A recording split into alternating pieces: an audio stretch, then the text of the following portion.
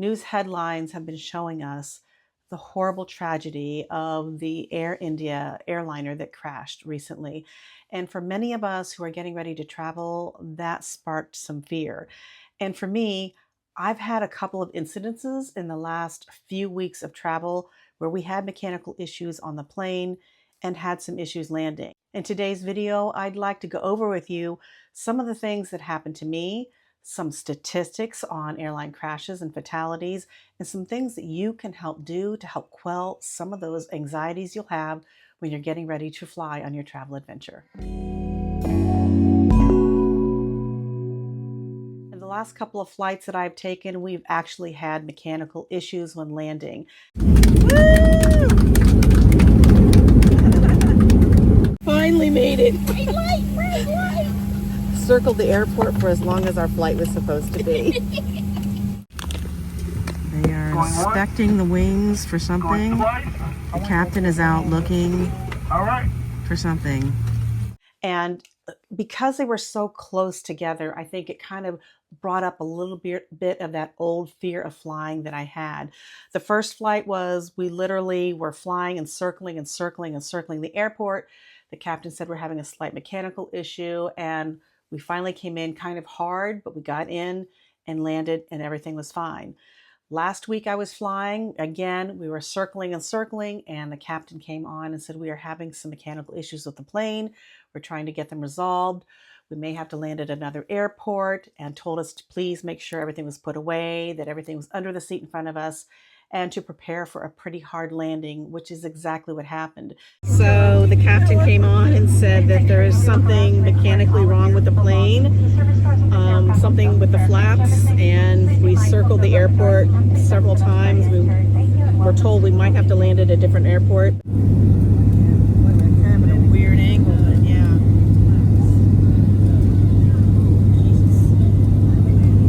Fast, going really fast. Oh, its flaps aren't up.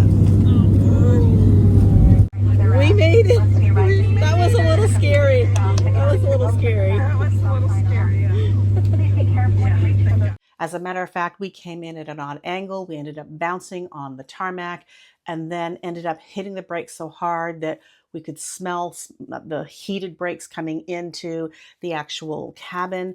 And then we had to sit on the tarmac for 30 minutes to let those brakes cool down before they could even put us into the terminal. So things like these happen. However, the chances of something becoming catastrophic are actually very rare. But that still doesn't really quell that anxiety that kind of comes up when things like that happen, that kind of make you nervous about flying. We've all heard the statistics on any sort of catastrophic airline failure. What is it, 1 in 1.2 million, that there would be some sort of bad accident that could happen. There are thousands of flights every day and millions of people flying every day. So the chances of you actually being in a fatal plane crash are about 1 in 11 million. As a matter of fact, I think we all know the statistic is you're more than likely would be hurt or killed in an auto accident than you would be in flying in a plane. Commercial airlines have a lot of safety redundancies to help them stay safe during takeoff, landing, and during flight. And your pre-flight maintenance checks make sure that the plane is ready to go once you board. All of these things are done by teams of maintenance people and pilots, and they go through training to make sure that everything's right during your flight. So why do we still have that fear of flying? And part of that is a lack of control. My fear of flying stemmed from a lack of control, that feeling that I had no control over what was going to happen to that plane, that I was trapped in this cabin, and if something happened up in the air, I was probably going to die. But the chances of that are so slim. So the statistics show that you're probably more likely to get in a car accident than something happening on an airplane. But we still have that fear, and it's that control, that we want to have control over what's happening to us. And I think most of us know that the only thing you really have any control over is your reaction to what's happening to you. So that's the first thing you have to understand, is you have to give up that control of the plane. You're not going to control the plane, and to say, okay, I have no control except over my reaction of what's going to go on. So, what are some of the things that I did to help me get over some of those fears that I've actually had to start practicing in the last couple weeks because of those incidences that have happened to me? Let's go over some of those things.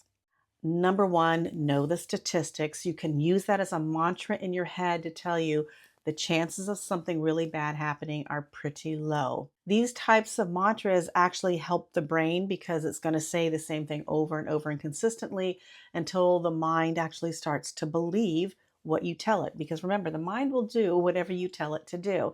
So having that consistent mantra is really good.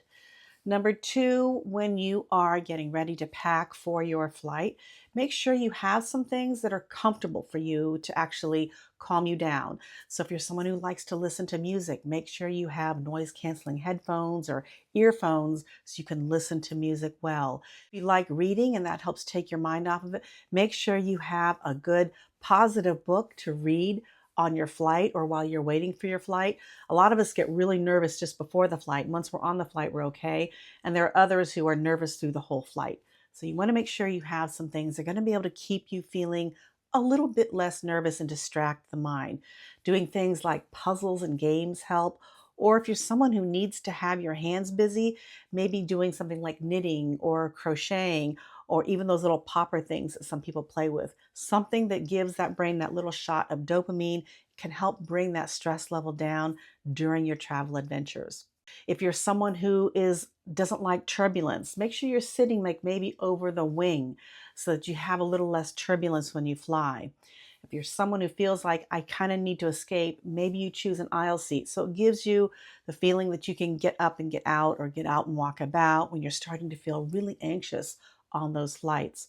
If you're a very visual person, maybe sitting in a window seat is good. It allows you to see outside of the plane and see the actual view. Some of these views are really beautiful and gorgeous, and taking advantage of that could give someone who needs some visual cues a thing to do. And also, most airlines have a TV, and if they don't, they have an app where you can use your phone or tablet to watch TV or movies, play games, or listen to music. So take advantage of those because they're usually free. Try not to have any caffeine. Caffeine tends to raise your anxiety levels, so maybe drinking something like green tea if you want to have a tiny bit of caffeine or a decaffeinated beverage will help you.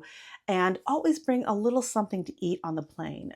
A lot of people say they don't want to eat, but I have been on several flights where it was supposed to be 4 hours and we ended up, like with my dad, we ended up on a 36-hour ordeal. And thank goodness I brought a full meal for us on a full 4 hour flight because we ended up eating that meal in our hotel room and then spending the whole next day trying to get onto a flight to get to our destination.